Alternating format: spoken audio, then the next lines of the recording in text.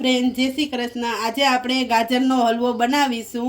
કોઈ પણને ડાયાબિટીસ હોય એ પણ આ ગાજરનો હલવો ખાઈ શકે છે। આર્યનથી ભરપૂર ગાજરનો હલવો આપણે બનાવીશું। હવે આપણે આ 2 ચમચા આપણે ઘી નાખીશું। હવે એને આપણે ઘીને ગરમ થવા દેશું। આ ગાજરનો હલવો છે ને આપણે ગાજરને ખમણા વગર અને ખાંડ વગરનો થશે, જેને છે ને શિયાળામાં ખાઈ શકાય તેવો મસ્ત ગાજરનો હલવો થશે। હવે આપણે ઘી ગરમ થાય પછી એમાં આપણે આ ડ્રાય ફ્રૂટ શેકશું। આ છે ને કિસમિસ અને અંજીર છે, એને આપણે ઘીમાં શેકશું। આ છે ને 4 થી 5 કિસમિસ છે અને 4 થી 5 અંજીર છે અને 10 થી 15 કિસમિસ છે, એને આપણે ઘીમાં સાતળશું થોડીક વાર। ઘીમાં નાખીએ ને એટલે એકદમ સરસ આ ફૂલી જાય છે કિસમિસ અને એની સ્મેલ પણ સરસ આવે। હવે આપણે એમાં બદામ નાખીશું। 50 ગ્રામ બદામ છે, એના આપણે કચરો ભૂકો કરી નાખ્યો છે।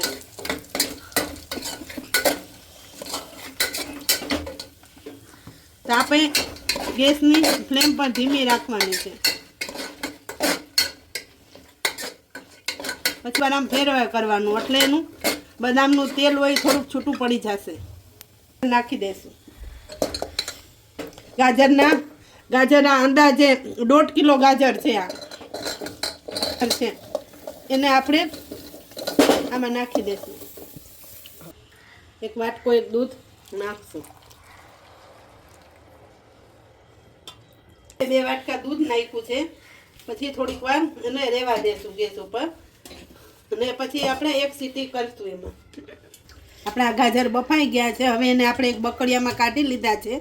હવે આપણે એના મેસરથી આમ છૂંદો કરવાનો છે, ધીરે ધીરે હળવે હળવે હાથે છૂંદો કરવાનો છે।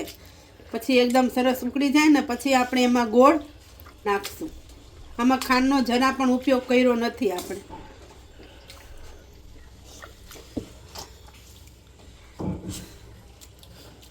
પછી આપણે આટલો ગોળ લીધો છે એ આપણે આમાં એડ કરીશું। પછી એમાં ફેરવશું આપણે એટલે ગોળ એમાં ઓગળી જશે। ગોળનું પાણી ગાજરનું પાણી બધું એકરસ સરસ થઈ જશે હમણાં।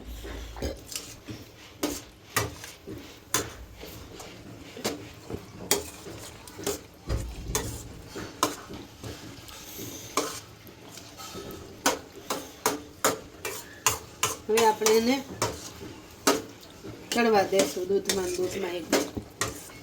દૂધનું પાણી બળી જશે, ગોળનું પાણી થયું હોય એ પણ આમાં બળી જશે।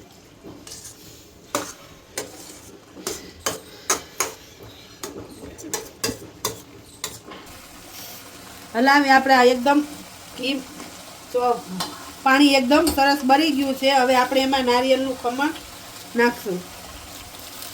આ 25 ગ્રામ નારિયેળનું ખમણ છે, એમાં એડ કરીશું।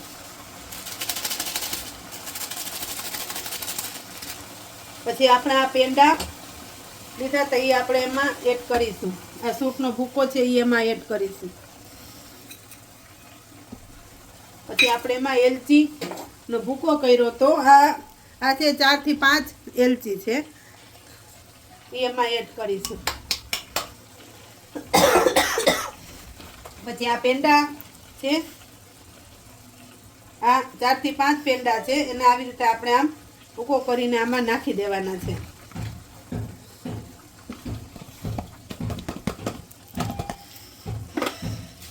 પછી આપણે એને પાછું થોડીક હલાવી લેશું।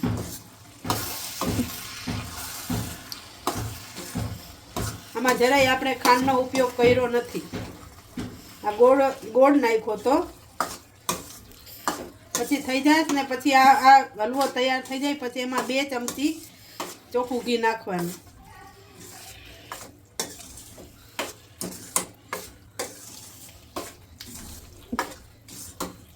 પછી આને ઠંડો થઈ જાય ને પછી આપણે એમ ફ્રીજમાં સ્ટીલના ડબ્બામાં ભરીને ફ્રીજમાં મૂકી દેવાનું। આપણે એમાં 2 ચમચી ઘી એડ કરીશું।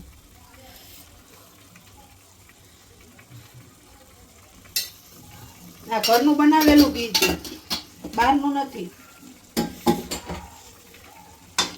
પછી આપણે એને પાછું મિક્સ કરી દેવાનું.